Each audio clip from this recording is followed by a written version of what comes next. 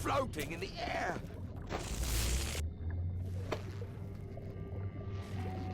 Oh, God damn it. Someone get the nurse.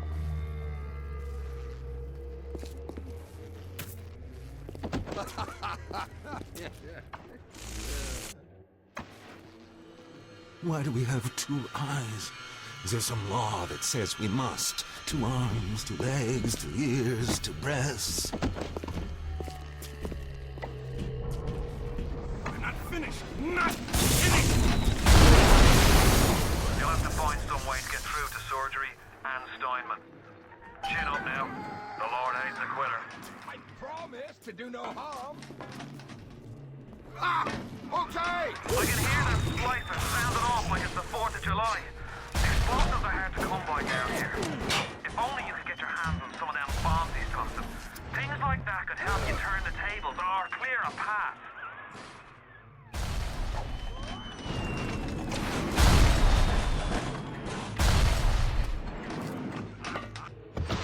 Got it! Tracking everything!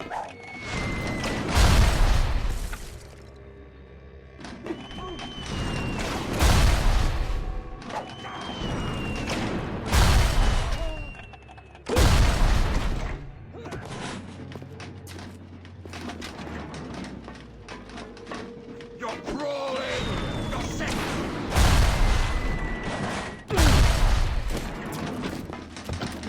Who's that? I'm opening you up!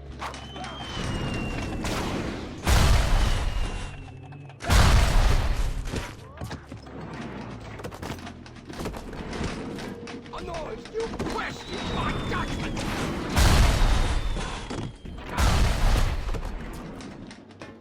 What? You're crawling with disease!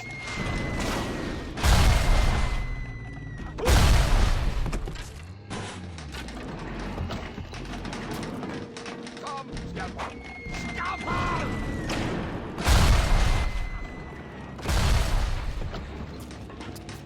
Disease! You're diseased!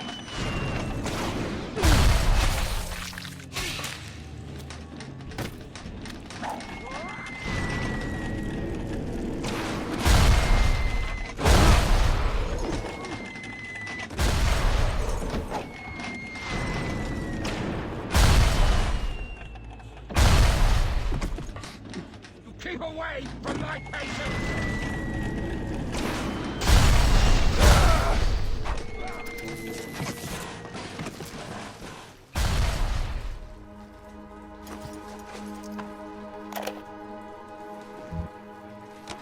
Today I had lunch with the goddess. Steinman, she said, I'm here to free you from the tyranny of the commonplace. I'm here to show you a new kind of beauty. I asked her, what do you mean, goddess? Symmetry, dear Steinman. It's time we did something about symmetry.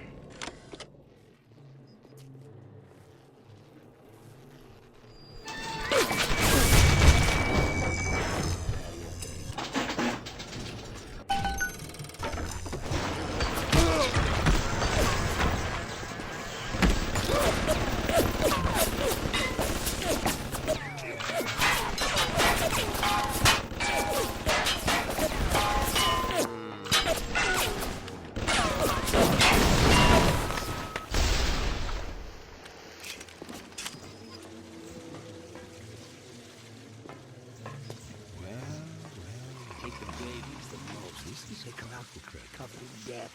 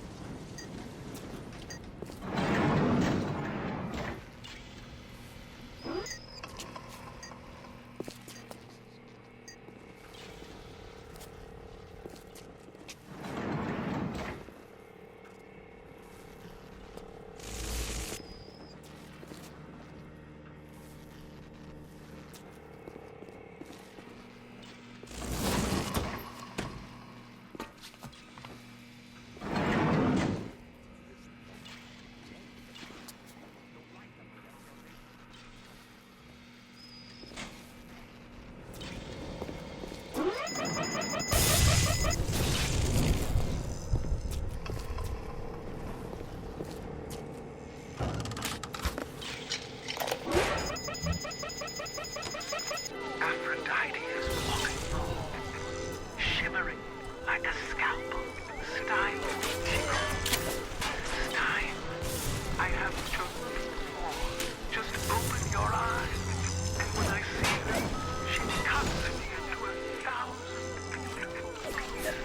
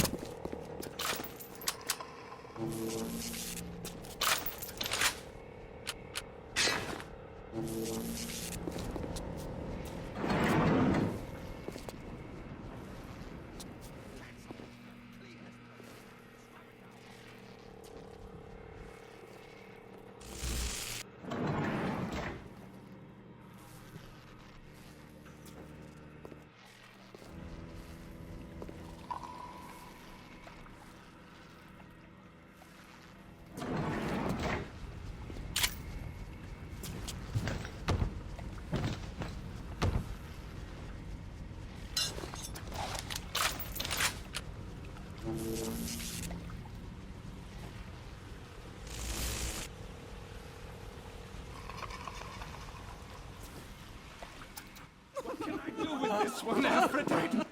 She won't stay still. I want to make them beautiful, but they always turn out wrong. That one's too fat. This one's too tall. This one's too symmetrical. And now, what's this goddess? An intruder. He's ugly. Ugly. Ugly. Ugly! Look at you, hideous! Look in a mirror! Look in a mirror!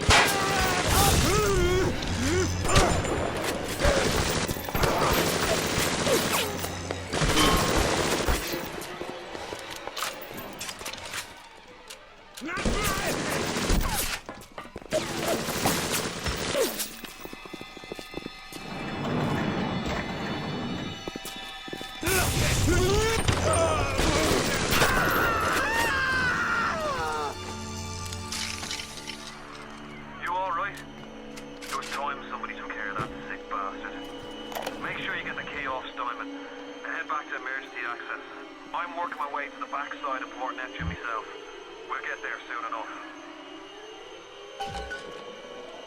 4-0 silk and down. The nose looks terrific, Dr. Steinman. Doctor? You know, looking at it now, I didn't realize how much her face sags. Scalpel? Excuse me? Scalpel. Doctor, she's not booked for a facelift. Let's just come in here and... Doctor, stop cutting. Doctor, stop cutting. Get me the chief of surgery. Get me the chief of surgery now!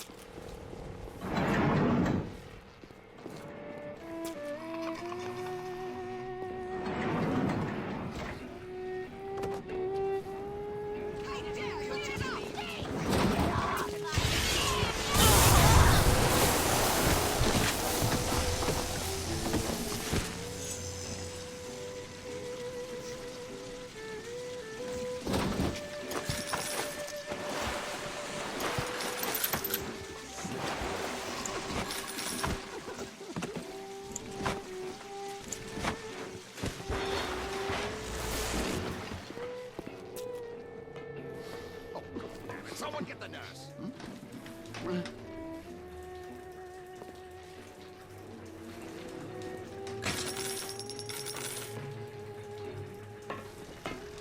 When is it being done? When I say it isn't!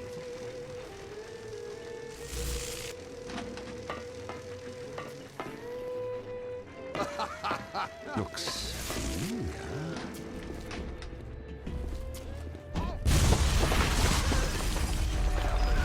Sounds like another tunnel collapse.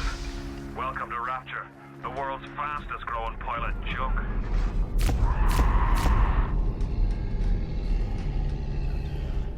Wash my hands.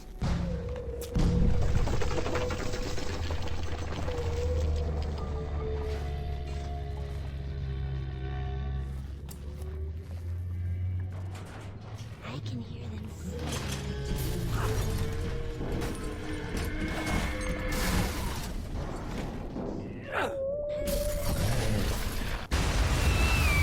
It's a little one.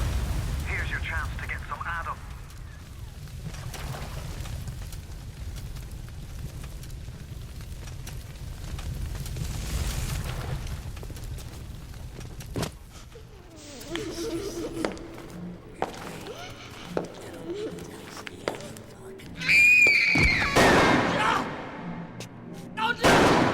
Stay away from her, or it is you who will be shot next.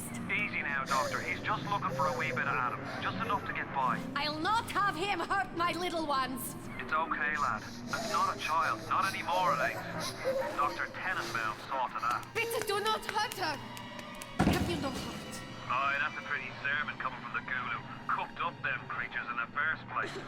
Took fine little girls and turned them into that, didn't you? Listen to me, boyo. You won't survive without the Adam dose. Things are carrying. Are you prepared to trade your life, the lives of my wife and child, for Tenenbaum's little Frankenstein? Here. There is another way. Use this. Free them from their torment. I will make it to be worth your while. Somehow.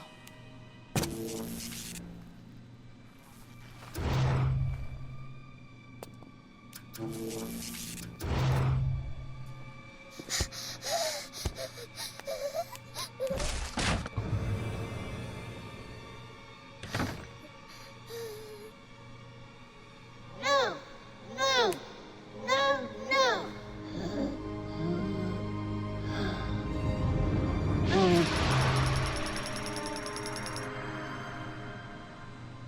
Thank you. The path of the righteous is not always easy, yes. The reward will become clear in time. Be patient. Tenenbaum's playing you for a sap. Those things may look like wee little girls, but looks don't make it so. You need all the Adam you can get to survive. If you cross paths with another of them gatherer's garden machines, make sure you pick up a new plasmid or two. That's if the price ain't too dear, of course.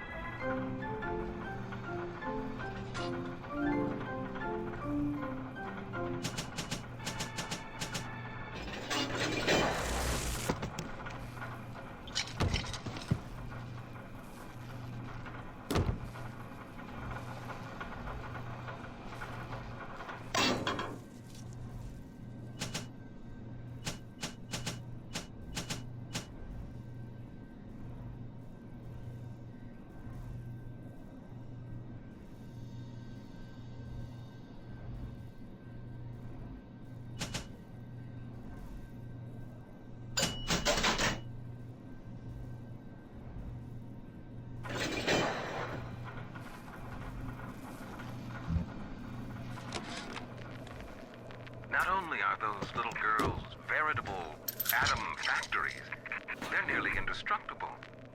They regenerate any wounded flesh with stem versions of the dead cell. But their relationship with the implanted slugs is symbiotic. If you harvest the slug, the host will die. So you see, it's not like killing Tenenbaum said. It's more like removing a terminal patient from life support.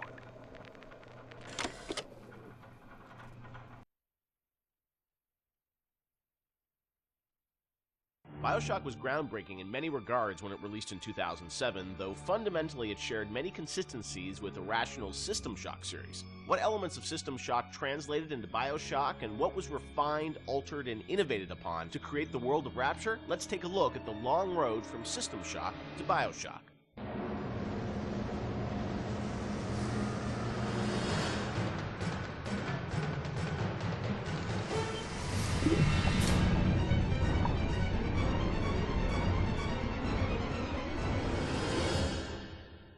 Everyone knows where the game ended up, but I think fans would be interested to learn where this game or the idea of doing this game started. And I think, you know, folks know System Shock and the legacy of that game, huge fan base. Did it start as a System Shock game initially?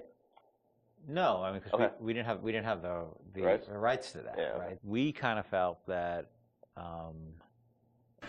there was more game design to mine there. You know, that it was sort of, we did that one game, and it was sort of the first game that really combined shooting and RPG. And it was a very small budget. You know, it was a very small team, and it was the first game we had ever done. So we got pretty lucky, I think, in terms of how well it came out. But but the odds were sort of stacked against it. And the team, was really enthusiastic about doing a game like that. And time had evolved, and the team was much more. We had done a bunch of games together, and we had a stable technology base, and we were like, okay, well, which System Shock 2 was not. I mean, that engine, no game had ever shipped on that engine. It was a very crude piece of technology. Most of us had never shipped a game at the time. So like, well, what if we had a stable technology base, and we had a team that was more experienced and more seasoned, and we had, an actual, like our director, and which we didn't really have on System Shock 2. What could we do? And so I think there was a lot of enthusiasm in the team to really try to do a more mature version of that kind of game.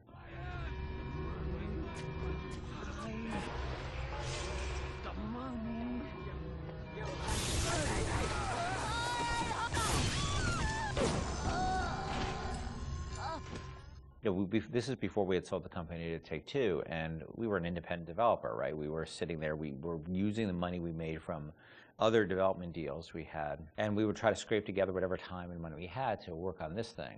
And it was not actually something I was particularly keen on doing. The team was much more keen on doing a sort of a System Shock-ish game than I was, because... That's your pitching, right? Like System Shock 3 at one point, right? Well, I mean, there was an actual System Shock Right. 3 that we were pitching Okay. back in the day when we were right after System Shock 2, but that never happened. Right, yeah. We couldn't get anybody interested because System Shock 2 sold like 5 copies, right? And so as the business guy, the guy who had to not only just sort of write the content, but the guy who had to go out and get the deals and pay everybody, I wasn't particularly excited about doing this because it was very disappointing when we did System Shock 2 and nobody bought it. You know, it got great reviews. It got these insane reviews, but it left us in a place where it didn't really move the needle for us in terms of making payroll. So I wasn't super excited about it because I didn't see I didn't see a publisher be interested in it, and I didn't see the audience actually be particularly interested in this kind of game. And it was really the team who convinced me to invest in this because their enthusiasm. I think a lot of them came to the studio because of System Shock 2. And so finally they sort of battered me down, and it's good they did because I was not the first fan of doing this. And I know initially there was something called the Serene Dawn. That was a spaceship, or what was that? No, that was the name of a cult, right? Oh, Yeah, cult. yeah. That's right, okay. That one's, I think, been lost to the... If I remember correctly, Serene Dawn was a cult. You were playing as a deprogrammer that was infiltrating the cult, and your name happened to be Carlos Coelho, who was one of our programmers at the time. It's named after him, yeah. Then there was a story notion that I always really found interesting, which was that you have these cults, and you have sometimes people who they're these sort of characters who are really live on the edge of the gray morality, which is these guys who come in and essentially kidnap people out of these cults or rescue them, depending on how you look at it. Because what it really is, from a functional standpoint, it's a kidnapping, right? You're coming to an adult and you're saying, you're hired by their parents or whoever, and this was in the story, it was like a senator whose daughter joined one of these religious movements called the Serene Dawn, you said? Yeah, the Serene Dawn. And I always thought that was a really interesting tension of this hero who's basically a kidnapper and taking a young woman against her will out of the place that she was in. Now, you could also make the other argument that, well, she was not really there by her will. But there's a really interesting conversation that goes on there. I think there was actually a Kate Winslet movie, a Harvey Keitel Kate Winslet movie, which dealt with a similar theme. Because usually you hear that story, these deprogrammers as a sort of heroic kind of notion. But I always thought that, well, there's something interesting about agency going on there, and about are people entitled to make bad mistakes, or is it a bad mistake? It all depends on the person. And I'm not a fan of religious cults or religion in general, but there seemed to be an interesting discussion of freedom there and independent decision making. And I thought that idea was cool, and that was sort of the basis of it for a while. But it was really mostly for the purpose of we needed something to go out and pitch to publishers, and so we didn't have a ton of time to really develop it. So that sounded like, all right, this will do for now. And was that pre-Underwater City? I mean, this was just like an idea for a story? We may have stepped away from that to do the cult thing, but then we went back to the underwater thing. We had that one room, remember? We had the one World War II room with the roaches on the ground and like these weird test tube things that you could walk around. I don't know where that fell. It could have been underwater. There was no windows. The thing is, we were a small business, right? And we were trying to figure out a way to sell this thing with spending the least amount of money, because we didn't have any money. We didn't have a pot to piss in. So we would do this demo. That was one room basically, just to show. And I'd write up a document, and we'd take it around. I'd fly around the country, be like, "Here's our room." It was a different time, And we had just come off of SWAT 4. One of the advantages we had is that we were so familiar with that engine at that point that we could really start cranking through, small rooms and lighting and making things look good. So I took it on the road to sell it to somebody, and nobody cared. We'd go to a publisher, and look, they have to make money, right? And we'd say, oh, it's sort of a spiritual successor to System Shock 2, and they'd be like, well, how did that sell? And I'd be like, my mom likes it, and they would be like, well, we can't, and usually we'd be talking to a fan. A lot of executives, like sort of junior executives, were fans of System Shock, and they go to their boss and they'd be super excited, and their boss would open up, their Excel spreadsheet and be like, no, we can't do this. And I think the pitch probably evolved as we kept trying different permutations trying to sell, but we were also out there trying to sell like 2 or 3 other things at the time. We had a pitch for a game called Monster Island, and well, our SWAT 5 pitch was... Zombie SWAT. Yeah, we had just come off of SWAT 4, which is like hardcore tactical, and we decided they wanted us to do another SWAT, and we didn't really want to do another hardcore tactical game, so we're like, what if we added zombies to SWAT? Like, you're a SWAT team that fights zombies and werewolves. That sounds awesome. And it was like, no, it doesn't. And this is before, like before zombies were a thing. Yeah. And so we came with this thing called Division 9. Division 9, yeah. That probably would have been even a bigger financial success than Bioshock. Wow. But we couldn't get anybody interested in it.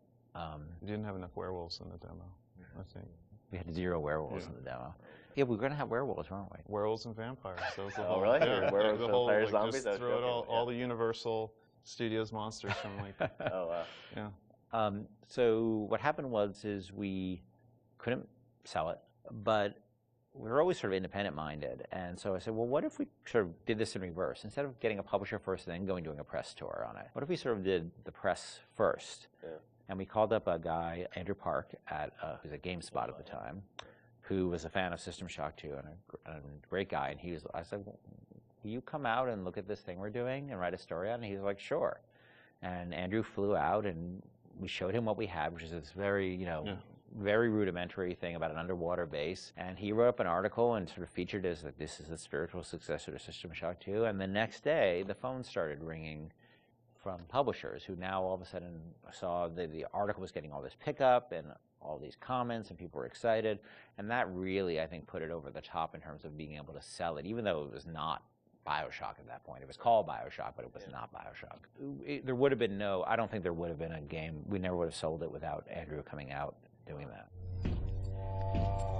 My belly's full of games.